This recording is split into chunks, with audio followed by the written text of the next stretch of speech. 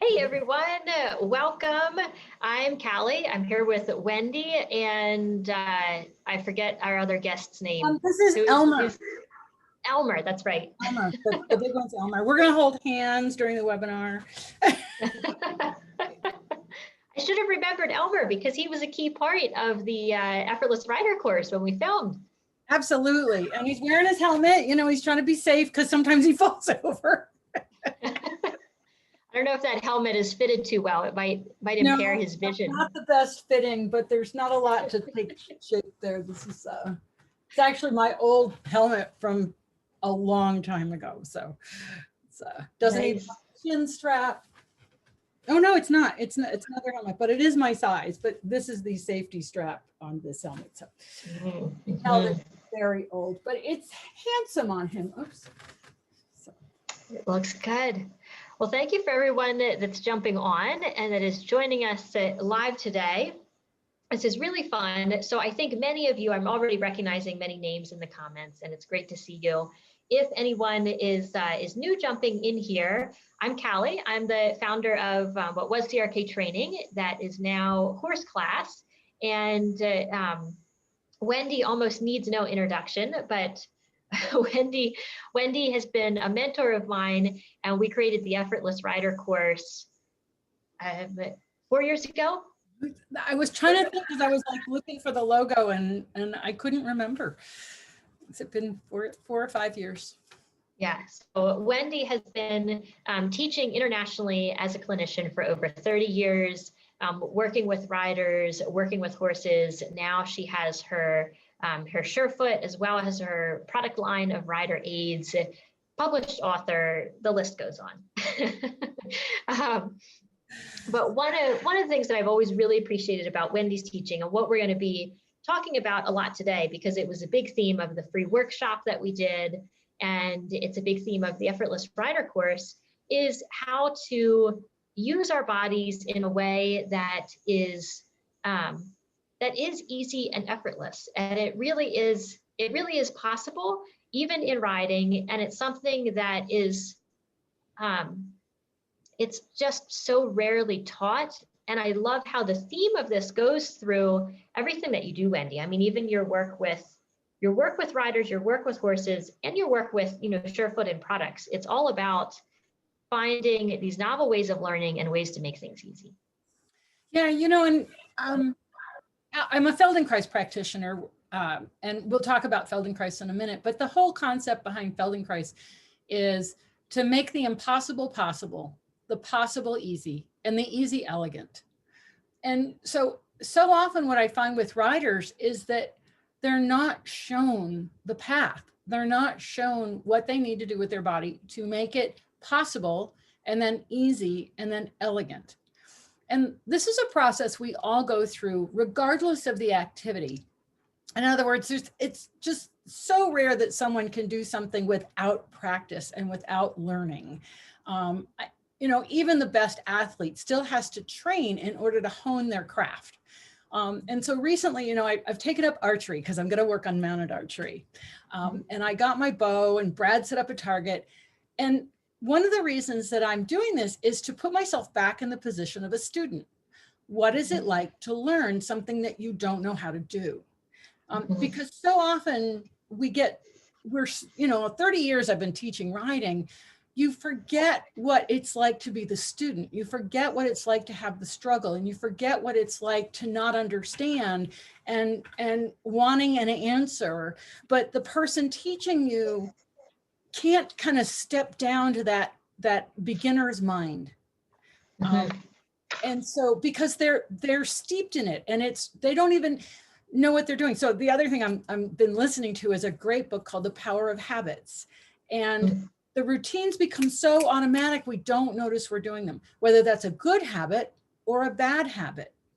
And the only way that we're going to make a difference in our riding, in learning something, is to chunk it down and to learn how things work and improve on our overall function, so that when we put it back together or we add speed like the canter, we have practiced these good habits that let us be successful. But if we're not shown how to break it down, if our teacher can't get into the beginner mind, then they don't realize what we don't know. They expect us to know what shoulder in means, or what, put your leg back for a Canada part is, or how to do that.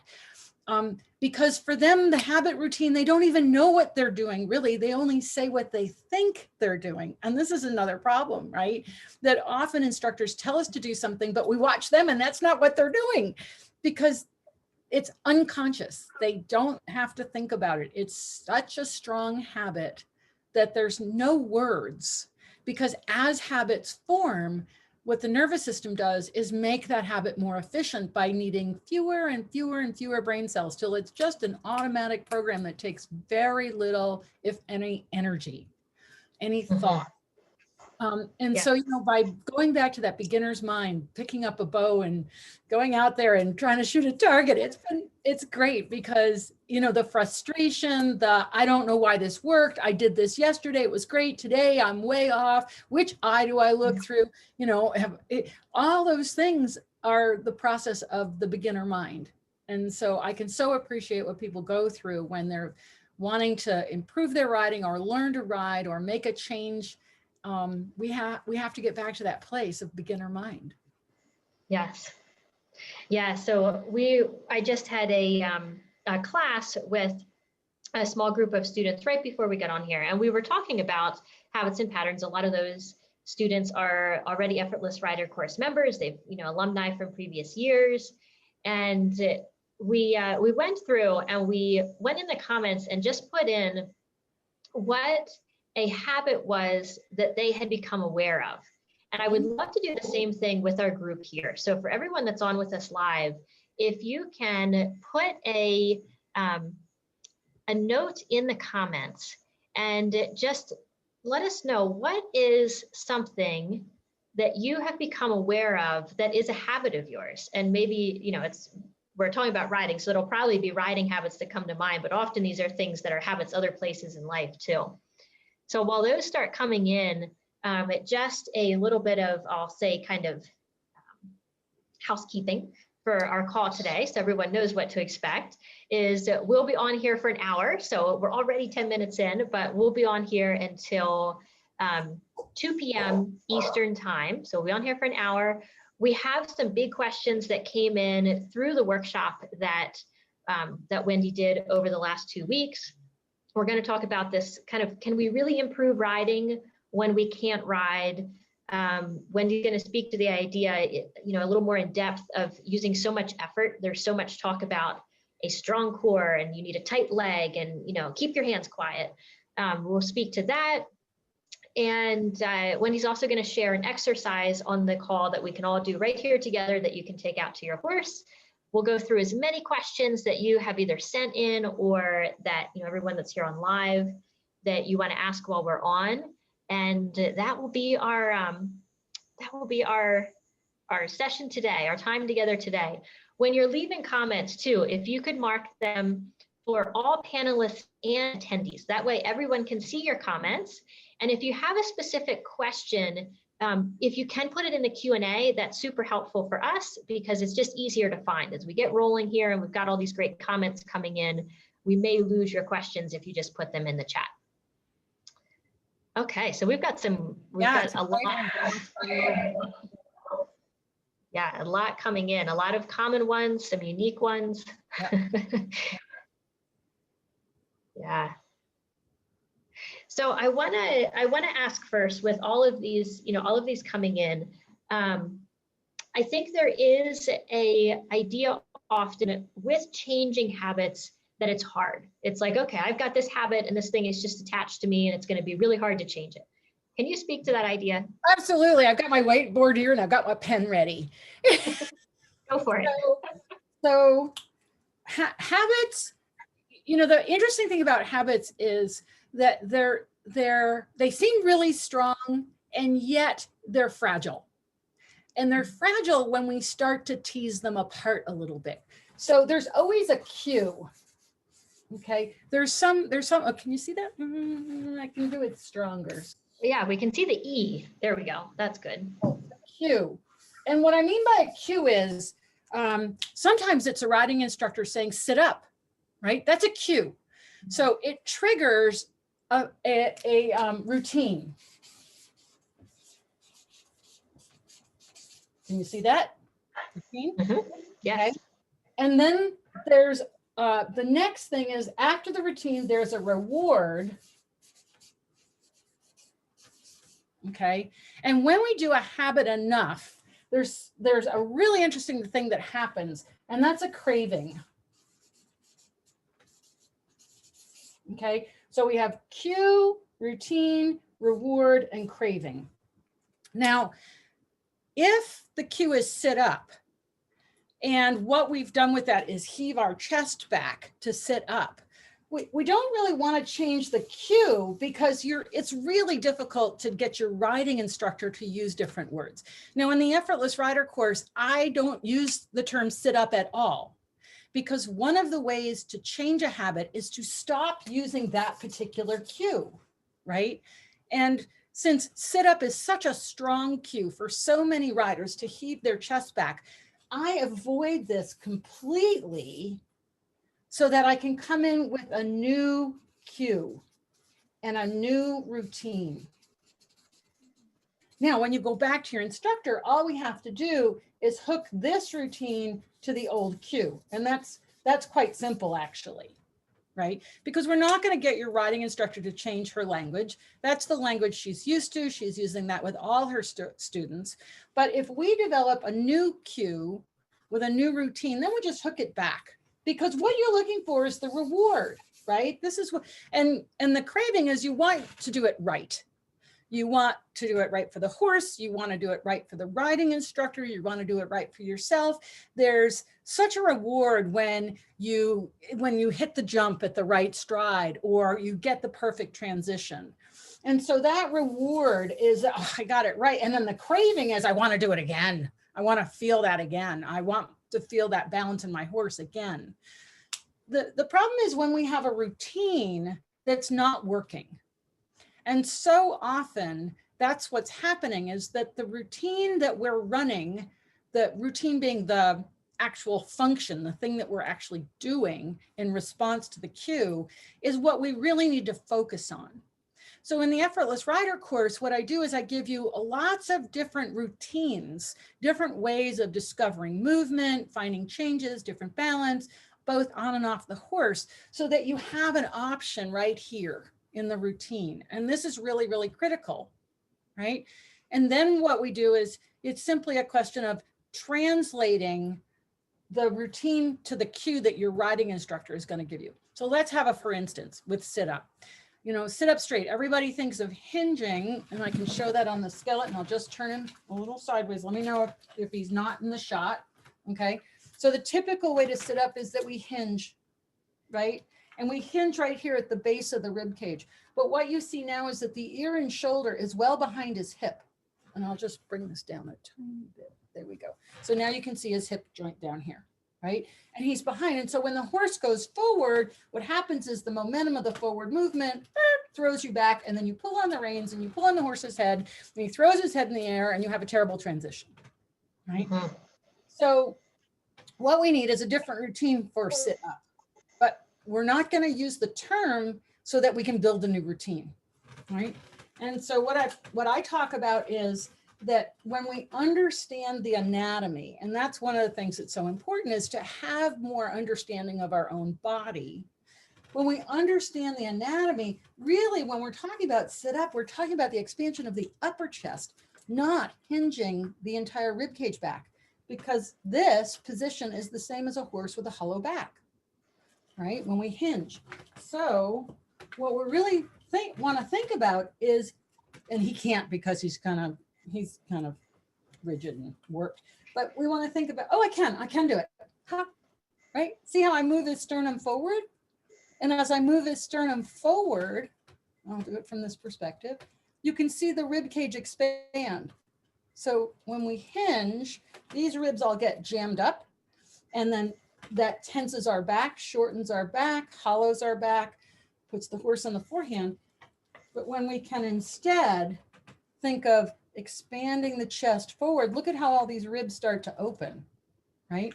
And that is going to have a really beneficial effect with our shoulders. So the only place that the shoulder girdle is attached, bony wise, is right here at the sterno, I'll just move it a little bit, at the sternoclavicular joint, sternum, clavicle, sternoclavicular joint, right there, okay? And the rest of this, he's got attachments, otherwise it would fall off, but you don't have these kinds of rigid attachments. Your shoulder blade can glide over the rib cage, just like that, right? And so if we're sitting at the computer all day long, we get a little rounded and we've turned our palm down and the shoulder girdle rolls forward, and then we come to our riding and we're here. And then everybody yells at us to sit up. And so instead of changing anything in the upper chest, we hinge everything back, but we're still rounded. And so the result is that the horse pulls on you because you're pulling on him, and he gets hollow and on the forehand because you've gone hollow and on the forehand, and your instructor yells at you to sit up, sit up, sit up, which you think you're doing, but you're not getting the reward because you're not getting the response. And so what happens then is the craving is, oh, I don't want to hear that again. You know, I can't do it. It's not working. She keeps yelling at me, or he keeps yelling at me, or my horse is horrible in the transitions and I get whipped around because he falls forward, or he runs in the trot instead of picks up the canter, because he really can't do what you're asking when you're in that position. So we need to change this routine. We need to give you another function, another thing to do with your body that actually is going to give you what you want, which is better balance, freedom of movement, alignment, better function from the horse. He's going to be able to lift his back because you're not overloading him. And he's not going to be pulling on the reins because you're not knocking him off balance. But to do that, we have to create a new routine. And so much of the Effortless Rider course is about developing new routines. And, in so many cases, you may not understand how that routine that you're working on over here is going to fit with your riding when you get back on the horse. But that's a good thing, because that keeps you paying attention and not jumping to the conclusion, which may not be the correct conclusion. Does that make sense? And that completely touches on, just one of the things that we had a few people directly ask it, and I know it's got to be a question in a lot of minds. It's like, can all the stuff that I do off the horse, does it really improve my riding? There's for many of us, we would rather be in the saddle and riding more than we are. Even for me as a professional, I'd still rather have more time riding.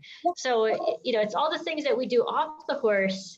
Does it really help? And what you just said really spoke to that. It really does. And let me just talk about that a little bit more.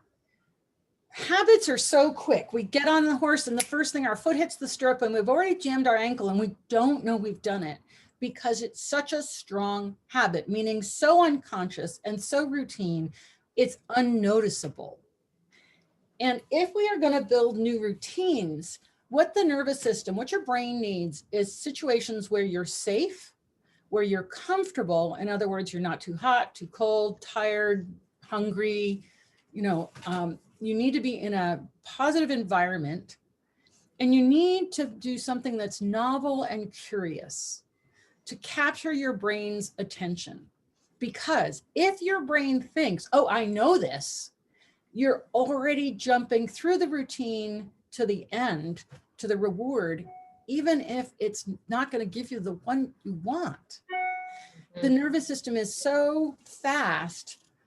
I mean, that's the beauty of it. So I'm sure a majority of the people watching drive a car, and you can drive your car, listen to the radio, text, even though you shouldn't, chat with your friend and not notice 100 miles, because the routine is so automatic that you go, oh, did I pass I'm way beyond that already. Oh, I'm only a couple of minutes from home now, because the routine is so automatic. And it doesn't take long for a routine to become automatic, even if it's something we don't want. And I think that this is the thing that, those first lessons that we learn are so important, but it's okay if we didn't get all the information we need, because we can go back and rewire those patterns. We just have to do it in a way where the nervous system doesn't automatically jump to the conclusion, oh, I know this, because then it doesn't provide us the opportunity to make the new routine. Does that make sense? Yeah, absolutely. Well, let's talk. I was going to jump to the exercise, but let's go over one more of kind of the big topics before we go there. And everyone that's sending in questions, thank you. I've got them, and we will definitely start answering questions after this. So with so much emphasis on the tight core, still leg, hands at the withers, and then I think as riding students, it's like trying so hard to achieve these things, and then feeling like there's got to be this high level of fitness, which also can be the frustration of, am I riding enough to even be fit enough for riding? Right. And that's one of the things that you shared your story in the workshop of when we went to Portugal. And you'd barely been riding, the year, almost 2 years before. And then in Portugal, we were riding 2 lessons a day, hour-and-a-half lessons. And, it was intense. It was sitting trot, collected canter, half pass leg yield. We were moving the whole time. And and I thought, Wendy and I shared a hotel room. We were roommates for this week. And I was like, this just absolutely speaks to what you teach, because you came in and did that and you had fun, you weren't sore. So I would love to hear, I would love for you to help people understand why, we don't have to be so strong to ride well. Yeah, I'm not sure where core strength, how did that get so ingrained into the riding culture? I'm not sure, because what we really are looking for is core stability. And that is very different than core strength. So when one thinks of strength, they, muscle strong, got to be able to lift, and go to the gym and do, planks and push-ups and curls but muscles train really, really specifically. So if we learn to grip, our habit is going to be to grip. And so when we get back on, we're automatically going to go to the habit of gripping. And of course, we're going to be sore because we're not fit to grip. But if we learn to ride from balance and from alignment, then we're minimizing the muscular effort. And the reason that we can have core stability is because we're allowing the forces to go through and not get jammed up. In other words, if we allow the joints to do their job of absorbing motion, then when we get back on and we allow them to absorb motion, we're not fighting against the movement of the horse. But if we've been taught to grip and brace, when we get back on, we're not fit enough to grip and brace as we did before because we haven't been doing it. So, it really comes back to this idea of allowing the appropriate joints to absorb movement and the torso to be stable, which means that we have to allow the hip, knee, and ankle to do their job of absorbing. And so many riders have been taught from the get-go to brace against the stirrups, which is then blocking that shock absorbing movement, that when they get back on and they go to brace and they're not fit, they're going to get, pulled forward out of the saddle, or they're going to get jostled around, because all they've learned to do is to dampen the shock. In that gripping way, they've just learned to dampen the shocks, but they haven't learned how to go with the movement. And the analogy of dancing, while it's been used ad nauseum, is such an accurate description, because I remember going to Costa Rica and dancing, and sometimes I was in the groove and sometimes I wasn't, but you want to get with your partner. And when you're with your partner, you're not bracing. In fact, the minute you tense, the guy's going to go, quit it, right? You have to go with the movement, and you're each dancing, but you're not clinging. And so, it's the same thing with the horse. We have to learn to go with the movement. So the appropriate parts of our body need to absorb hip, knee, and ankle. And again, so many people have been taught to brace against the stirrup. And as soon as you do that, we lose these primary shock absorbers, and then it just ricochets us out of the saddle. So, you know, I mean, I can't speak enough to this fact of having the soft, pliable hip joints, which is the largest joint in the body. Let's turn it down and get his arm out of the way and show you. This hip joint is the largest joint in the body. It's huge. It's a 2-inch ball, and our leg can move in any direction from that hip. Maybe I can do it this way so you can see it and not my chair, right? And so if that joint is restricted, all the other joints are going to be restricted. Now there's a really simple exercise we can all do. Everybody take one hand and shake it, right? And then tighten one finger, and what happens to your ability to shake your hand? Not only is the finger restricted, the wrist is restricted, the arm is restricted, you're breathing. So the minute we tense a joint, we're restricting motion. And then that's where we get the bouncing and the shocks and try to grip to try and dampen that. And it's this whole chain of events, these routines, right? This whole routine of, oh, I've got to be stronger so I can grip harder so I don't feel the shocks. But if we change this routine and we say, well, wait a second, let's figure out how to allow the hip to do its job of movement, passive, allow the knee and ankle to passively absorb the movement of the horse's rib cage as it rises and falls, then we can be more stable in our torso because we haven't basically braced. And the best example of that is, you know, if you ever stood on a swing and you braced against the swing and stiffened your legs, it's like, whoa, right? You have to allow the joints to go with the swing. And the same here on the horse, we have to allow the shock absorbing joints to go with the horse's body. Yes. Yeah. So can you take us through an exercise to get a sense for what we've been talking about here, and something that people can take out and use? Well, they can follow along here, and then you can take out and feel it. And I've been playing with this and kind of a few things, but we're going to do one that's going to, well, I'm not going to give it away, because if I give it away, then you're going to jump ahead. And this is one of the things. It's so important to stay in the moment of what you feel, as opposed to, oh, I know that, and jump to the end, right? That's where that unconscious routine is going to take over, and you might not wind up in the place that you want. So it's really important that you stay in the process.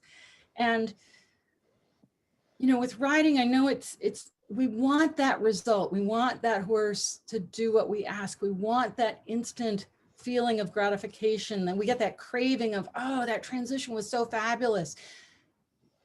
But if instead we stick with the process, we will be able to recreate it. If we jump ahead and go, well, why can't you do that? I just did one, it was great, I want to do 10 more. The horse can't go with that. He's going to feel the tension and go, yeah, I can't. So, does anyone have any questions about that before we go on? Directors. Just to check. What was your question? Does anybody have any questions about that before we do our little exercise? Well, we do have a question that came in here from, it's not showing me your full name, but the question was, is there a way to change your routine when only riding school horses in a lesson? Yes, absolutely. So, you know, this is where doing the lessons off the horse, the unmounted lessons, visualizing, you know, our brain is so incredible. And, you know, Callie was saying how, you know, I went to Portugal and I wasn't sore at all. Well, you know, every time I teach a lesson, I'm riding. Every time I'm watching a student, I'm riding. So in fact, in a way, you know, I've been riding for 30 years, even though I may not have been on a horse, because I'm visualizing, I'm feeling what it is. Sometimes I put my body in the position of the student and go, oh, I feel what they're feeling. Now I get it. They're tightening their lower back, and then what would that be like if it was different? And so I'm modeling what I see my students are doing so that I can guide them into a different idea. So if you're riding school horses, the first thing I would suggest is spend time with the unmounted lessons, and then start to visualize before you go to the barn. What's one thing you'd like to be a little different in your ride? Just one thing, not the whole thing, not everything, but just one thing. And then do the lessons that focus on that, and then visualize that on your drive to the lesson. Visualize yourself in that movement with that new awareness, that sense of ease as you're driving to the lesson. If you're tacking up your horse, as you're tacking up, play that video of that new feeling. And you'll be kind of fascinated to watch the horse as you play that, because say it's like somebody put in the comments, oh, I'm stiff in the elbows, right? So if you think about, I got to move the questions out of the way so I can see what I'm doing. So if you think about finding really soft, gentle movements in your wrist, and you can all do this, just rest one arm. This is not the lesson we're going to do, but it's the one we're going to do. Okay. And just rest both arms and just feel what they're like. And very slowly, just, you can't see me, but just do this movement of just lifting and lowering the hand on one hand, and just get a baseline. Okay. Just so that you know, how does that feel? Okay. And then I'm going to support my elbow. So you can do this too. You can just support your elbow. And you're just going to think about the smallest movement of closing your hand. Okay. And then softening. And the minute you feel resistance, do less. In other words, the softest you can imagine closing and opening your hand. And you see, it's a very tiny movement that I'm doing because I feel resistance at this point. Right? So I'm not going to push through the resistance. I'm just going to say, oh, there I feel resistance. I'm going to let that go. And I'm going to go and think of almost like breathing, like I'm going to breathe my hand a little closer together on the exhale and a little further apart on the inhale. And you just do that a few times, and then just set your arms back down and rest for a moment. And this rest, it's so important for horses, riders, students, anybody learning anything. This rest is the magic. The rest allows your nervous system to pause and to process on an unconscious level. If we keep doing, there's no moment to process. And I'm sure that you've seen a riding lesson where the instructor is trying to get the student to do something, and it's going south, and the instructor's getting louder and louder, and the student's getting more and more anxious, and nobody stops. And then finally they're all exhausted, and they got something that might have maybe been close to what they wanted, but probably wasn't, because everything was so tense and off balance, and they quit. If we just took a pause, a moment to just stop, reevaluate, take a breath, and then come back again. So you're just going to support your elbow and your hand, and you're going to make this really tiny little breathing idea of breathing out as the hand comes close together, and in as it gets wider apart. The fingers get wider apart. And then from there, you're just going to think about lifting the hand a tiny little bit and lowering. Just what's easy, the smallest possible movement that you can sense a change. You can sense, oh, there it's a little, I'd have to push. I'd have to make an effort. I'd have to kind of go through that. And when I lower, right, just this little easy movement. And pause again. And then with your arm resting, and I'm just going to turn my screen down so you can see what I'm doing. I'm just going to have my arm resting, and I'm just going to think of this tiny little movement of rotating my palm a little up toward the ceiling and down. So I want it rested. You can rest it on the arm, you can rest it on your leg. I'm resting in here so you can see. And I'm just going to do this tiny little movement. And again, if I feel resistance, I'm going to just go back. I'm not going to push through the resistance. Okay. And pause for a moment. And then think of the little lift and lower. Yeah. And pause a couple times is fine. And now we're going to do a little palm with a little lift, and then lower with a little drop. Just that. Palm with a little lift and lower. And notice your breathing. So do you hold your breath to make these little movements? Do you breathe out? Do you breathe in? And it's so much about just becoming aware and then feeling a movement, right? So now come back to your elbow and just see if we do the little palm roll and lower and raise, right? So left and right and lower and raise. And just notice how that feels. And you can feel how suddenly those 4 directions start to become fluid and we have options, right? And then you can start to follow that, follow your hand and allow the forearm to participate. And again, notice your breathing. And as you do this, does it feel like anything is getting easier, lighter, softer, freer, and rest? Okay. And so now that we've done that, okay, you can rest the arm and you can think about the same 4 directions of movement. And of course, you can do this sitting at your desk, you know, when you need a break from the computer where you're sitting like that all the time. Just this little easy movement, right? And then you can let it start to involve the upper arm. And follow that feeling. In other words, there's a spiral to our joints. There's a spiral that makes a natural suggestion if we allow ourselves to follow those joints and then just rest.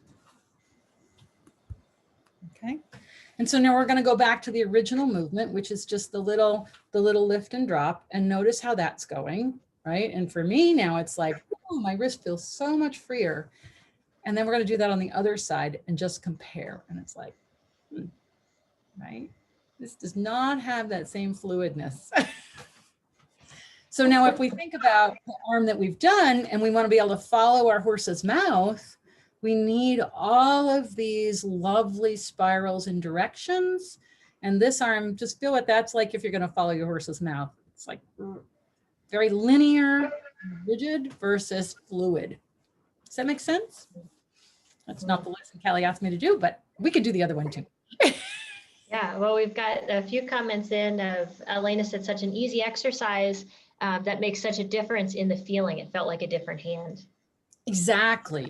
Jeannie And said your horse is going to go, wow, that's a different hand on my mouth. So now if you think about something like that and you're driving to your lesson and you're just visualizing with your eyes open, visualizing how free and easy that arm feels. And then you get on the horse, he's going to go, oh, wow, that's a completely different contact. Mm-hmm. It's going to be one that's following and with him as opposed to rigid and linear, because nothing works in a straight line. The horses don't, our bodies don't, our joints don't. And yet we wind up with this sort of linear perspective of riding that it's like, you know, heels down, sit up straight, shut back. It's so linear, but everything has to have some fluidness. Yeah. Yeah. And this was a great little taste of a little Feldenkrais lesson. And I asked Wendy to do a bonus class for everyone in this class. And if you're an alumni member, you're going to have access to it too. Of just like a 30-minute Feldenkrais for riders. And these are exercises, you know, little practices that you can come back to. I have found this so beneficial through Wendy's teaching in my riding and just, you know, generally in movement that I can take to other areas, but especially beneficial for me working through an injury this past year. And I saw that Laura just put in a comment that she's dealing right now with elbow injury with tight forearm muscles. So this was a really good exercise that came up here for Laura. Yeah. I have a question about this because I know for some people, and I was just having this discussion with a friend about Feldenkrais and they've had some of the work and said, you know, it's it's so slow. Sometimes I just don't get it. And I think I think that's a reasonable question. So how would you respond to that? Well, it is, because we're so used to doing more, less, like making a gain, making an effort, and that it's got to be a struggle.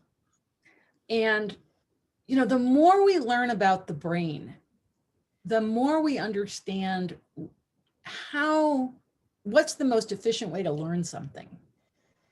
And that's what I'm so fascinated about, is that all the things that I've been teaching and writing, I was doing some research, and I'm looking, and they call it RAD, R-A-D, reticular activating, system with dopamine in children, teaching them, right? So we tend to get into this busy world, and it's so difficult to slow down.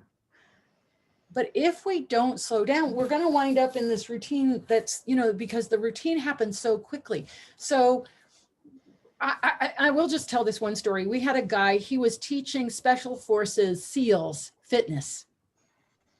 The guy was buff as can be and incredibly fit. And he came to our Feldenkrais class with Mia Siegel. And he got on the floor and he did what's called an awareness through movement lesson, an ATM, which is what we just did, this little movement here. He was exhausted by the end, because when we slow down, we're working the little tiny muscles, the fine motor muscles that help us organize in very efficient ways. And if we're just using the big gross muscle, yeah, we can muscle through it. Again, the horse is going to argue with that. But we haven't developed the fine motor control. And they've even done studies where doing very small movements, as in Feldenkrais, your heart and your exercise level is huge, because you're working those little tiny muscles that it's really hard to sense and feel them. They're the unsung heroes, if you will, of good balance and posture. They're the unsung heroes of core stability, because it's not the big muscles that have to be strong. It's the little stabilizing muscles that are so important, that they have to be strong to allow for the elegance, to allow for the ease in the extremities, which riding is all about, as I said, the stability of the core with the ease of the extremities, the hands to follow the horse, the legs to absorb the motion. And so, yeah, I can understand why somebody who's in a really busy life and everything would think that it's like boring, because you have to slow down. But that's the beauty, is that it's in the slowing down that we really can create fundamental, real change. Mm-hmm. Yeah, that's such a good message. Ilse asked the question, does the Effortless Rider class incorporate Feldenkrais? Oh yeah, I don't do anything without incorporating Feldenkrais. It's in my bones, literally. Yeah, that's what I alluded to at the beginning of the call. One of the things that I so appreciate about your teaching, because regardless of what you're doing, what problem or challenge you might be working on with a horse or a person, these concepts of less effort really going to the base of the problem, it's actually many times it's not even a problem. It's not even something that's wrong. Right. Feldenkrais he was so adamant that it was just, we lacked information. There was nothing wrong. We weren't broken. And this is where, sometimes you go to the physical therapist and they say, well, that's this and this and this and this, so we have to do blah, blah, blah, and range of motion. But you walk out of there feeling like, a mess. And with the Feldenkrais perspective, it's just simply that you lack information. And when you get that information, you can be your potential. This is a horse story, but I was at a clinic with two other top clinicians, and there was a child there, it was a pony club clinic, with a horse that was difficult. And they were all like, oh, this is such a problem, and blah, blah, blah. And the horse came to my arena, and I put the horse on surefoot pads. And she came back in the afternoon, and the horse was so different and wasn't this problem horse anymore. The horse was labeled a problem. We get labeled as inept, incapable students. You can't ride that horse because you're not capable. But that's because the teacher hasn't given us what we need to do what we have to do with that horse. And yes, we have to progress through levels of education and understanding and improving in our skills so that we can ride the more advanced horses. But that's it. It's about learning and understanding, and how does my body, my physical body, marry this physical being of a horse, because they're all about movement. Do I just don't understand what you mean, but you know, maybe they haven't explained it to me so I can understand. They've just left me to my own devices to figure it out. So often, you know, we assume people know what we're talking about, and we assume that with horse education. I just had a great webinar with Robin Hood about starting young horses, and we make these assumptions without checking it out and validating along the way. And so then we get in trouble because we didn't have this really important piece of basic information back here. And now we're trying to do something more advanced, but we don't have the letters to spell the words. So, I think of it as that you have to have a W-A-L-K to spell walk. If you have a P, a Q, and a T, you can't do it. If I'm going to do walk and trot, there's more letters. If it's a transition, it's a 3-syllable word. I need to know these basic chunks in order to put it together. And if I make an assumption that you already know it, then I lose the opportunity to validate. You missed that letter in your education. No problem. Let's put it in. And now you can do it. So, whether it's a horse or a person, I think so often we assume the horse is in balance. We assume that the horse should not be afraid of that rock, even though he is today, right? And then we get mad because they're shying, or the instructor's mad at us because yesterday you could do it. Why can't you do it today? Well, it's a different day. Yeah. Yes. And I think progress is more like the stock market. Some days it's up, some days it's down, some days it's sideways, sometimes it drops back. But in overall, that's learning, that's life, it's not failure, it's process. And I've had many setbacks with injuries and surgeries and illnesses. And we just have to look to the progress, to the understanding, to the kindness to ourselves in the learning process. We're our own worst enemy so often. We get so hard on ourselves, so it's a little kindness to ourselves, to our horses, to our learning process, to just simply going, okay, well, maybe I need more. Can you please explain that to me? Can you show that to me? Can you break it down for me? Because I don't understand what you mean. And having a dialogue with ourselves, with our riding instructors, to our horses, and looking at it more as this is showing me where I am today. What can I learn from this? As opposed to, I didn't get it right. One of the things I've had students come to me and go, I could take it, tell me everything I'm doing wrong, just rip me apart. And I'm like, why would I do that? What value is there in that? And then I ask them, so what do you do well? They can't tell me. They can't tell me. And that's such a statement of our industry, such a statement of how we teach riding, that you can't tell me what you do well, even if it's lead your horse. We need to look, and I know that you have other courses about this. We need to look at, build on what we do well. And when there's something we don't know, rather than say, I did that really crappy, it's like, what is it that I don't understand? Or what do I need to learn? Or maybe just pause for a minute and go, you know what, it's okay. Yeah.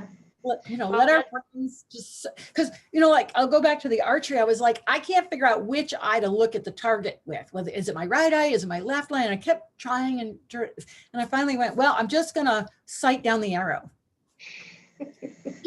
And wow, that worked. I just had to let it go a little bit, not understand it all, and just, soften my eyes and think about the line from the arrow, and it got so much better. Yeah. So what I want to do next is, actually, I would love it for everyone that's here live with us to put in the comments something that you do well. So we're gonna ask that question right back to you. So what is something that you do well? as you're thinking of that, I'm also going to put in, I know it might quickly get lost because we'll have lots of good comments, I trust, coming in soon. But I'm going to put a link into the Effortless Rider course. If you haven't had a chance to check it out yet, check out that link. I'll put it again in a few minutes so you can find it. And we have a few more questions. I love this. I love the responses that we're getting here. Yeah, really good. You know, because focusing on what we do well increases what we do well. It breeds on itself, right? Mm-hmm. Our brain is so malleable, and you know, it's like, it's so hard to weed our own thoughts, right? To pay attention to our thoughts and weed out the thoughts that we don't want and work on the thoughts that we do want. Yes. So we have a few more questions in. We have a lot of questions in, and I apologize that we're not going to be able to get to all of these in the next 6 minutes. But just a few more that had come in on the course. Again, it's not showing me full names. I apologize, but I'm assuming this is Kelsey. If you don't have access to horses to ride, can you benefit from the course? So I would say that's, you know, what Wendy was talking about in the beginning of our hour here, in terms of those exercises, those novel ways of learning, exploring movement, building awareness, and then you can take that to. And you know what? In everyday life too. I mean, it's not just about improving your riding. It's about improving the way you function in all life activities, so you don't wind up with those injuries that are going to limit your riding. You know, so you know, I just think back of when I was taking a Feldenkrais training, and I would go away and I would do the training, and I'd come home and I'd get on my horse. He's like, "That was fabulous. Can you go back and do that again?" I mean, he was so quick to reward me for my unmounted work that had in reality nothing to do with riding, but everything to do with movement. And he was instantly rewarding me every time. And it would be weeks or months between when I did the course and when I actually had time to get on him, because I travel so much. That it goes back to, you know, if we develop these good routines, and we can use them driving our car, working at the computer, walking, cooking dinner. If we develop more ease in our movement and in our body, it's going to translate to everything we do, not just riding, but everything. Yes. Yeah, Angie, I saw your question here. Is there a plan in the future for a clinic with Wendy? Yes, in 3 weeks. We do have, there is a clinic at my farm in Pennsylvania in May 13th and 14th. I think we've got 4 spots open, and the clinics that we do are only open to members of the online course. And the reason is it just allows that in-person experience to be so much richer, because everyone has the background information, they've been exploring these exercises, and you can go so much further when you're actually in that clinic. So if you, we don't have that actually put up publicly because they usually fill very quickly, but we do have a few spots left for course members if you're interested in that. Somebody's asking if they can take the course in their own time, or is it a fixed time? That's a really good question. That is. It is on your own time. So, and it's lifetime access. So once you join, you can go through with the week-by-week pace. You can go through, you know, fitting it into whatever your schedule is. You can come back and review it, and you don't have to be on at any specific time. So the videos are recorded, they're in. We also had a question earlier about if there's, you know, how about questions and answers? Will there be weekly questions and answers? And Wendy is answering the questions every few days. So under every video lesson, there's a place for comments. You can put your questions there, and then the Wendy responds to them there. So there's definitely a chance to get that feedback. And there's also video coaching in the course too. Asking what the difference is between the ABC course and the Effortless Rider course. You know what, I'll describe it first, and then you can let me know if you think of it any differently, Wendy. But the Effortless Rider course is focused on riding and the movement of riding, the unmounted exercises for the rider. The ABCs to On the Aids is focused on the horse. So Wendy in that course really goes into breaking down, we had a lot of fun creating it, the movement of the horse.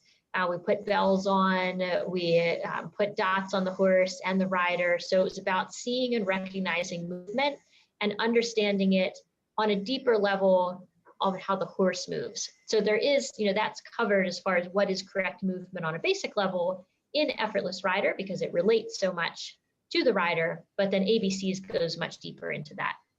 And that kind of question, someone rides Western and they want to start riding English. So I always say that gravity is not discipline specific. Whether you're riding Western or English, we want to ride in good balance with gravity to avoid gravity being unkind to us. I've had my share of unkind gravity. And so whether you're riding Western or English or, hunters or dressage, that we need to be in a good alignment with gravity to minimize the effort so that we can achieve the elegance. We had a question about how the video coaching works. So actually, Wendy, we have different instructors that prefer to do this different ways. You're gonna have to remind me, do you prefer to respond to the videos with written instruction or with the voiceover instruction? I do written. I'm a fast typer. So I'll watch the video, and then sometimes what I'll do is I'll put in at time code 2 minutes and 30 seconds. I, look at this and see what's going on here. And then I'll give suggestions on how you can improve. Recently I watched when there was a kind of a basic balance issue in the horse that I really felt needed to be addressed before, that the rider issue was really a horse balance issue. And, sometimes that's the thing, is we blame ourselves for the problem, but, we are on another living beast.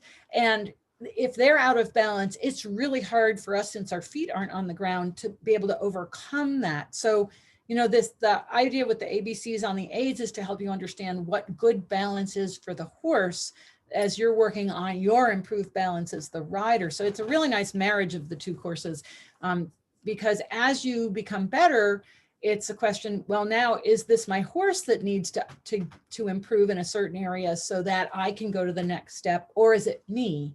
And by understanding what the horse has to do and what you have to do, it really helps you kind of diagnose that a bit. Yes. Yeah. And I was thinking about multiple questions at the same time here. So one question from Sarah about the clinic. We do have school horses available, so you don't have to have your own horse if you're interested in that. Again, you do need to be a member of the online course to participate in the clinic, and we have only a few spots. With the two courses, Effortless Rider and ABCs, there is an option when you join Effortless Rider that ABCs is also available now, and that you can join that one at the same time. So when you join Effortless Rider, you'll see the information on ABCs and a option to join that one and go through both. But the Effortless Rider is again, like the riding focused, focused course. So we're right at time. I do want to take one more question, because I feel like, and this is a content or riding question, and I think it sums up a lot. So we'll take that. If there's any last minute course questions you have, go ahead and put them in now, and then we will close this off. So, okay, this was from, let me scroll back here to find it. This is one of those limited name ones, but I think I saw you put in the other comments. I think it's Kelly.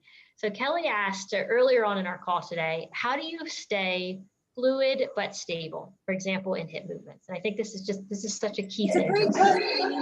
It's the base, right? So the stability has to come from the lower back and pelvis, and that alignment, that flat back that I talk about, that lengthened back. Your back muscles can contract concentrically, meaning overall shorten, or eccentrically, overall lengthen. When muscles contract eccentrically, they stabilize joints and they protect them, which is so important, right? That it would be so easy to damage our joints, which can affect us for the rest of our life. So this eccentric or lengthening stabilizes the joints. And once we stabilize the lower back and align the pelvis, that's when the leg now, instead of trying to grip and hang on, that's when the leg can let go and then go with the movement of the horse. So the stability really comes from the alignment of the pelvis and the lower back. And then that allows the extremities to be able to follow. And so, you know, it's the same thing with the arms.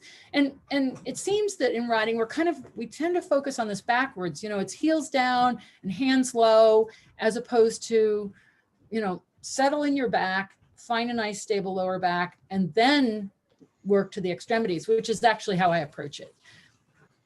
Does that make sense? Yes. Yeah, that was great. Thank you. Because I apologize we haven't been able to get to all the specific questions, but a lot of times the solutions to those specific questions are these more general, the things that Wendy has been talking about. It's these general ideas go across, and then it's about doing the specific exercises to get the feel and to have an understanding for what you need to do specifically. But I hope that, listening to this and getting some of these concepts is helpful, even if we weren't able to get to your specific. Yeah, and in the course itself, I'm happy to answer all the questions, you can ask all the questions you want. Yes, absolutely. So we had just a few more questions about the course. One came in, is it an off-horse course?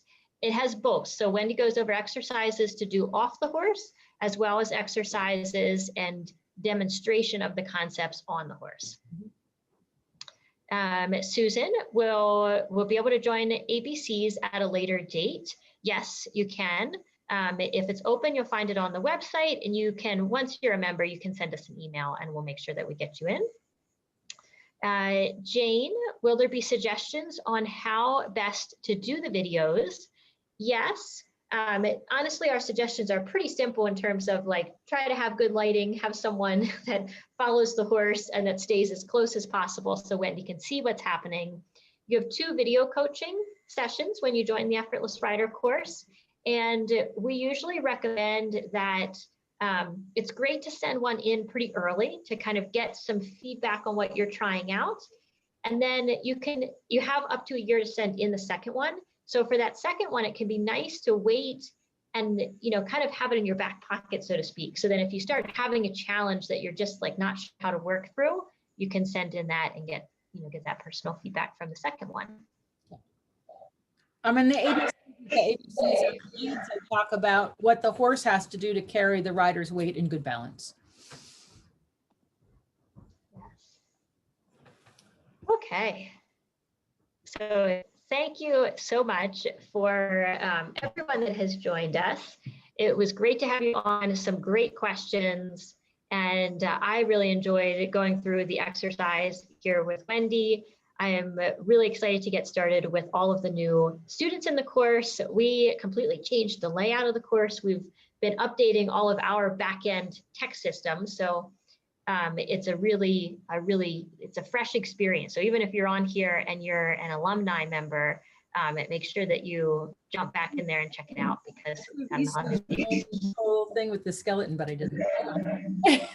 Oh yeah, there we can see the movement, and that's right where our fluid joints, and that's going to affect all the way up into the shoulder. Yep. Bye. Janella said he seems much looser. Yes. I love watching the teaching with the skeleton. There's something about seeing what's going on inside our bodies that makes it more real. And I still get a kick out of when we filmed this, we had the Halloween horse skeleton, the Home Depot Halloween horse, who was pretty realistic. And then we've got Elmer on top, so you can really see the two together. Yeah, it's really fun. Okay, well, thank you so much again for being on Effortless Rider course. Our enrollment for this course period is going to be closing the end of the day today. This is Tuesday, April 20th. If you're watching this at a later date, we're closing today at the end of the day. If you have any questions at all, email us support@horseclass.com. We'd be happy to answer those, and go to horseclass.com/ERC for information on the course. Thank you again, and thank you, Wendy. Thank you for tuning in. Bye.